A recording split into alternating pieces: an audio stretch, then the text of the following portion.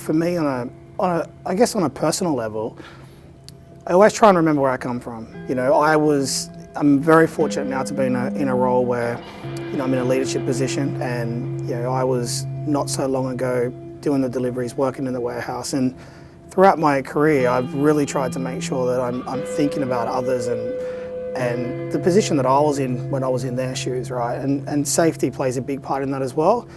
On a professional level, you know, I don't think there's anyone that's more responsible for the people's safety in the business than me.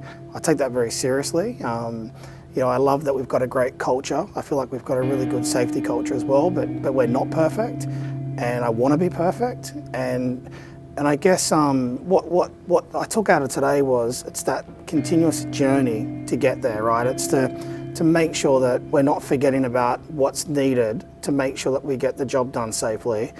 And you know, as a dad with 2 daughters, it was pretty heartbreaking listening down there, you know, and for me, I took so much out of it personally and professionally, but you know, I just hope that the message I want to send, I just hope that the team feel as though they're comfortable to speak up, because you know, like, whilst we've got a business where, you know, we're lucky enough where we've got some amazing delivery drivers, we've got that are on the road each day, right? So from a safety perspective, they've got motor vehicle accidents to be careful of, they've got fatigue they've got to manage, you know, we've got our awesome team in the warehouse that, you know, we've got plant equipment around, you know, and then we've got our tradespeople that are on job sites, in customers' homes, so there's a lot of risk, you know, and I want those guys and girls to know that you know, they don't have to do anything that they don't feel is safe, you know, and I'm a big believer that safety is everybody's responsibility as well.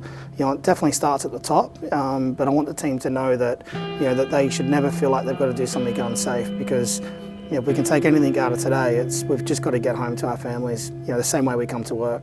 We've got to set the next person up for success, right? You know, whether that be customer service, no matter what it should be. So, you know, I think if anyone's ever in a situation, and it could be a salesperson, that's a delivery couldn't get done because perhaps one of our drivers have gone past their legal driving hours and they're a bit frustrated because the customer's on the phone, and you know, I think it's just keep that in mind, right? That would, you know, and safeties, obviously we're in the high risk areas from a delivery driver and the roles I mentioned earlier, but it doesn't have to be just about work. You know, Patrizia said something in the meeting earlier on about, you know, we do things that we know we shouldn't.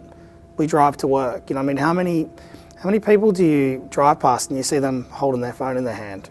You know, and we all know that everybody knows that it's against the law. Everybody knows that it's arguably worse than drink driving, but people still do it, right? And that's the complacency piece. So the message isn't just about the workers that are in the high risk environments. I think everybody can take something out of it.